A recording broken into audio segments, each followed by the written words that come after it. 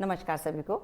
वेदों का निरंतर ज्ञान प्राप्त करते हुए ऋग्वेद की श्रृंखला को आगे बढ़ाते हुए आज हम चलते हैं ऋग्वेद के मंडल 4 के सूक्त 16 की ओर। सूक्त 16 के ऋषि हैं वामदेव गौतम, देवता हैं इंद्र और छंद है तेष्टो। व्यवहार कुशल सत्यनिष्ठ तथा धनवान इंद्रदेव हमारे समीप पधारें। दौड़ते हुए उनके अक्ष हमारे समीप शीघ्र ही पहुँचें। उन इंद्रदेव के निमित्त हम याजक अन्न रूप सोमरस अभिषिक्त करते हैं। तप्त होकर वे हमारी कामनाओं को पूर्ण करें। हे शूरवीर इंद्रदेव, जिस प्रकार लक्ष्य पर पहुँचे हुए अश्वों को मुक्त करते हैं, उसी प्रकार आप हमें मुक्त करें, ताकि हम इस यज्ञ में आपको हर्षित करने के लिए भली भांति परिचर्या कर सकें। हे इंद्रदेव, आप सर्वज्ञाता तथा असुरों का संहार करने वाले हैं। याजक गण उष्णा ऋषि के सदृश उत्तम स्तोत्रों को उच्चारित करते हैं। इंद्रदेव लक्ष्य पर पहुंचकर अपने अश्वों को मुक्त कर देते हैं। यह कथन एक सूक्ष्म वैज्ञानिक प्रक्रिया को स्पष्ट करता है। इंद्रदेव संगठन संयुक्त रखने की सामर्थ्य के रूप में मान्य हैं। किसी ऊर्जा स्रोत से उभरने वाले ऊर्जा प्रवाह अश्व इंद्र शक्ति के कारण अपने स्रोत से जुड़े रहते हैं।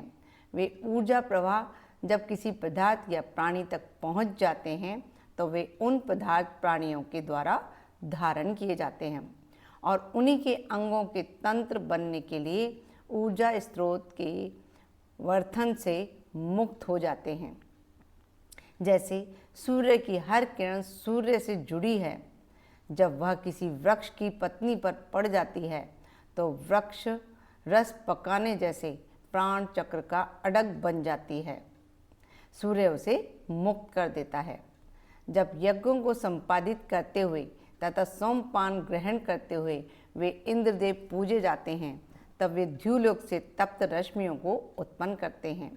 जैसे विद्वान गूढ़ अर्थों को जानते हैं, उसी प्रकार कामना की वर्षा करने वाले इंद्रदेव समस्त कार्यों को जानते हैं।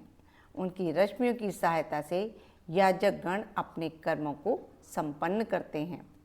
जब विस्तृत तथा तेजोयुक्त द्युलोक प्रकाशित होकर दर्शनीय बनता है, तब सभी के आवाज भी आलोकित होते हैं। जगत के श्रेष्ठ नायक सूर्यदेव ने उदित होकर मनुष्यों के देखने के निमित्त सघन तमस्त्रा को विनष्ट कर दिया है। अपरिमित महिमा को धारण करने वाले इंद्रदेव ने समस्त भुवनों पर अपना अधिकार कर लिया है। सोमरस पान करने वाले वे इंद्रदेव अपनी महिमा के द्वारा धावा पृथ्वी दोनों को पूर्ण करते हैं, इसलिए इनकी महानता की कोई तुलना नहीं की जा सकती। वे इंद्रदेव मनुष्य के समस्त कल्याणकारी कार्यों के ज्ञाता हैं। कामना करने वाले सुखाभाव युक्त मरुतों के निमित्त उन्होंने जल वृष्टि की। जिन मरुतों ने अपनी ध्वनि के द्वारा मेघों को भी विदीर्ण कर दिया, उन आकांक्षा करने वाले मरुतों ने गौओं के भंडार खोल दिए। हे इंद्रदेव, सुरक्षा करने वाले आपकी वज्र ने जब पानी को अवरुद्ध करने वाले मेघ को विनष्ट किया, तब पानी बरसने से धरती चैतन्य हुई। हे रिपुओं के संहारक पराक्रमी इंद्रदेव, आपने अपनी शक्ति से लोकपति होकर आकाश में स्थित जल को प्रेरित किया। बहुतों के द्वारा आहूत किए न वाले हे इंद्रदेव, जब शर्मा ने आपके निमित्त गौओं प्रकाश किरणों को प्रकट किया, तब आपने जल से परिपूर्ण मेघों को विदीर्ण किया। अंगिरा वंशियों से स्तुत्य होकर आप हमें प्रचुर अन्न प्रदान करें। हे धनवान इंद्रदेव, मनुष्य आपका सम्मान करते हैं। ऐश्वर्य प्रदान करने के लिए आप कुछ के पास गए थे। उनके द्वारा प्रार्थना करने पर रिपुओं के विप्लव से आपने उन्हें रक्षित किया था। कुटिल याजकों के कार्य को आपने अपनी बुद्धि से जाना और कुछ के ऐश्वर्य की कामना करने वाले रिपुओं को संग्राम में नष्ट किया था। हे इंद्रदेव, आपने मन में रिपुओं का संहार करने की कामना करके कुछ के घर में आगमन किया था। कुछ भी आपके संग मित्रता करने के लिए अत्यधिक ललायित हुए थे। इसके बाद आप दोनों अपने घर में बैठे थे। तब सत्यावलोकन करने वाली शची आप दोनों की एक जैसी आकृति देखकर दुविधा में पड़ गई थी। जिस दिन दूरदर्शी कुत्स योग्य अन्न की तरह सरलता को अपनाकर संकट से पार होने के लिए तत्पर होता है, तब उसके संरक्षण की कामना से शत्रुहंता वायु वेग वाले अश्वों के स्वामी आप इंद्रदेव कुछ के साथ एक ही रथ पर आरूढ़ हो जाते हैं।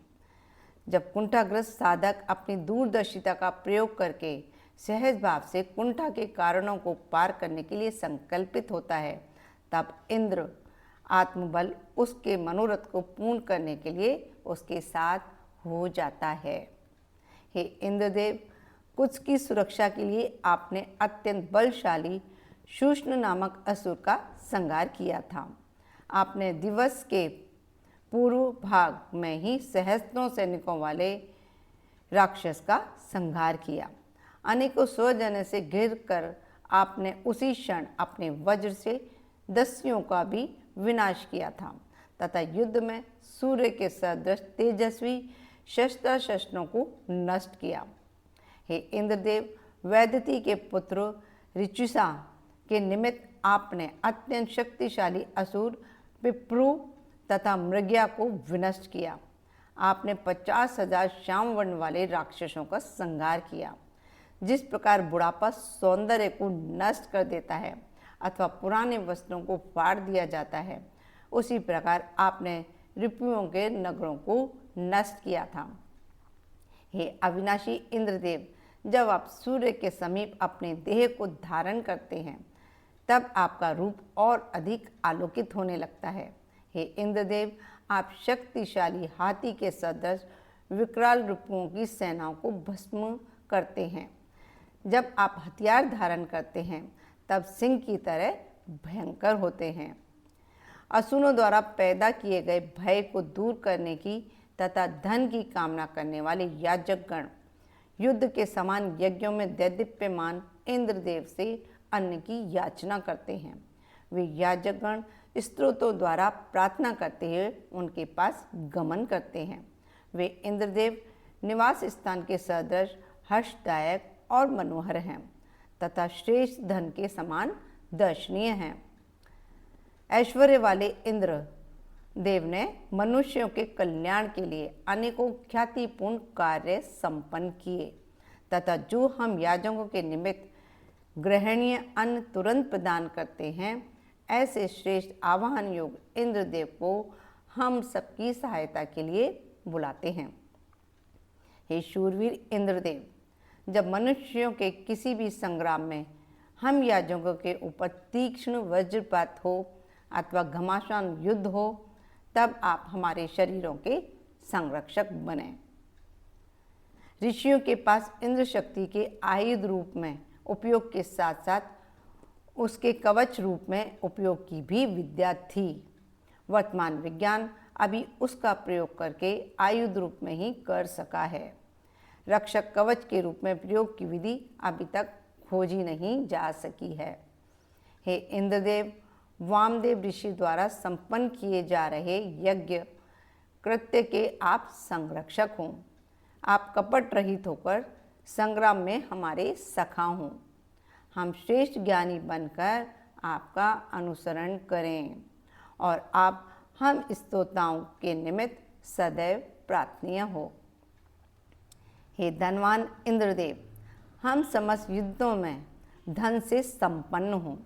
ध्युलोक के सदृश ओजस्वी अपने सहायक मरुतों के साथ होकर आप रिपुओं को परास्त करें। हम अनेक वर्षों तक रात दिन आपको हर्षित करते रहें। जिस प्रकार भृगुवंशियों ने इंद्रदेव को रथ प्रदान किया था, उसी प्रकार हम शक्तिशाली तथा इच्छाओं की पूर्ति करने वाले इंद्रदेव के निमित्त स्तोत्र पाठ करते हैं। इस प्रकार हमारी उनकी मित्रता परिपक्व हो, वे हमारे शरीर के पोषक तथा संरक्षक हों। हे इंद्रदेव, जिस प्रकार सरिताएं जल प्रदान करती हैं, उसी प्रकार आप स्तुतियों द्वारा प्रशंसित होकर हम याजकों के लिए अन्न प्रदान करें। हे अश्ववान इंद्रदेव, हम आपके निमित्त अभिनव स्तोत्रों को रचते हैं, जिससे हम रथों से युक्त होकर आपके सेवक बने रहें। ये हुआ सूक्त 16 कंप्लीट। अब नेक्स्ट वीडियो में हम मिलते हैं सूक्त 17 के साथ में। नमस्कार सभी को। स्वस्थ रहें, मस्त रहें, खुश रहें।